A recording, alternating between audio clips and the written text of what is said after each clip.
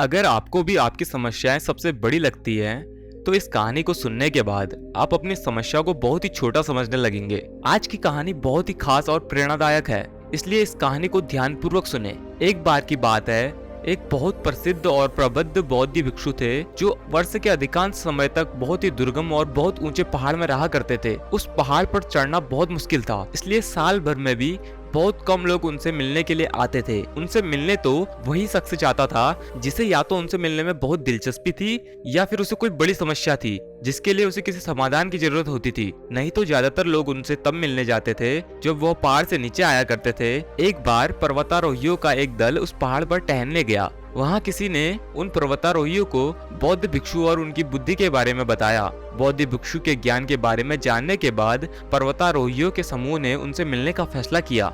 वह सारे लोग ऊपर की ओर चढ़ते हुए साधु के आश्रम में पहुंचे। बौद्ध भिक्षु ने उन्हें देखा और पूरे सम्मान के साथ उनका अभिवादन किया और उन्हें बैठने को कहा। कुछ देर बैठने के बाद सब लोगों ने अपनी समस्या बौद्ध भिक्षु के सामने रखने की सोची, लेकिन वो इस बात पर बहस करने लगे कि सबसे पहले उनको अपनी समस्या कौन बताएगा। सब कह रहे थे कि मेरी समस्या सबसे बड़ी है, इसलिए सबसे पहले मैं अपनी समस्या का समाधान पूछूंगा। धीरे धीरे उनके तर्क की आवाज तेज होने लगी और चारों ओर शोर मचने लगा। यह देखकर बौद्ध भिक्षु बोले, आप शांत हो जाइए, मेरे पास इस समस्या का समाधान है। इतना कहकर बौद्ध भिक्षु वहां से उठे और अपनी कुटिया के अंदर चले गए। कुछ देर बाद अपने हाथ में कागज, कलम और कटोरा ले आए। बौद्ध भिक्षु ने कहा, आप सभी एक घेरे में बैठ जाएं और एक पेपर पेन लें और उसमें अपनी सबसे बड़ी समस्या लिखें और कागज के उस टुकड़े को मोड़ो और इस कटोरे के अंदर रख दो। सबने वैसा ही किया। वे एक वृत्ताकार घेरे में बैठ गए और अपनी समस्या को कागज पर लिखकर कटोरी में रख दी। इसके बाद बौद्ध भिक्षु ने वो कटोरा उठा लिया और अच्छी तरह से लाकर कागज की पर्चियों को अच्छी तरह से मिला लिया, जिससे पता न चले कि किसका कौन सा पर्चा है। फिर बहुत ही शांति से पास बैठे पहले व्यक्ति को वह कटोरा देते हुए बोला, इस कटोरी को एक एक करके हिलाते रहें और हर एक व्यक्ति वही कागज उठाएगा जो कागज सबसे ऊपर होगा। फिर उस कागज पर लिखी समस्या को पढ़िए और सोचिए, अगर आपके जीवन में भी वही समस्या है जो आप अभी पढ़ रहे हैं या आपकी अपनी समस्या ठीक थी। एक एक करके सभी ने कटोरी में से कागज उठाया और एक दूसरे की समस्याओं के बारे में पढ़ा।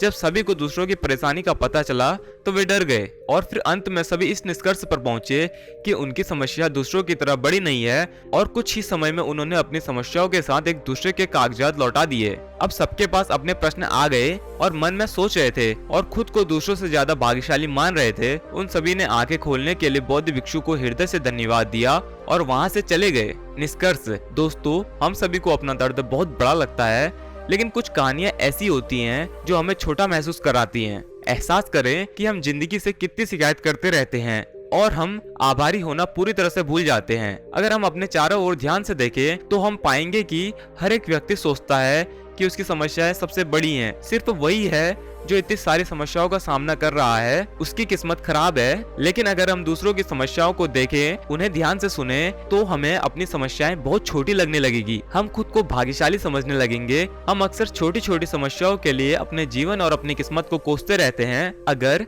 किसी का वजन अधिक है तो उसके लिए यह एक समस्या है। अगर किसी का वजन कम है उसके लिए भी यह एक समस्या है। कोई बेरोजगार है तो दुखी है। अगर किसी के पास नौकरी है तो वो अपनी नौकरी से नाखुश है, और यह केवल इसलिए है क्योंकि हमारे पास जो है उसे हम स्वीकार नहीं करते हैं। हम इसे नकारात्मक दृष्टिकोण से देखते हैं और इसे नीचे की ओर खींचते रहते हैं और उदास रहते हैं। इस दुनिया में कोई भी ऐसा व्यक्ति नहीं है जिसके जीवन में परेशानी ना हो, और ऐसा कोई दिन आने वाला नहीं है जिस पर हमारे जीवन से सारी परेशानियां और कमियां खत्म हो जाएंगी। वो हमारी आखिरी सांस तक हमारे साथ रहेंगी। जरा सोचिए कि अगर हमारे जीवन में कोई दुख और परेशानी न हो तो तब हम सुख की अनुभूति कैसे कर पाएंगे। हम माने या न माने, समस्याएं हमारे जीवन का हिस्सा है। उनसे खुद हमें उनका सामना करना होगा, और समस्याओं का सामना करने का पहला नियम है उन्हें दिल से स्वीकार करना और फिर उन्हें हल करने के लिए उचित कदम उठाना। क्योंकि समस्याओं से बचने का एक ही उपाय है कि उनका समाधान किया जाए। अगर आपको इस कहानी से कुछ भी सीखने को मिला या आपको भी लगता है कि मेरी समस्याएं दूसरों से बड़ी नहीं है, तो इस कहानी को अपने दोस्तों के साथ शेयर करें, जिससे उन्हें भी अपनी समस्याओं से लड़ने में मदद मिले।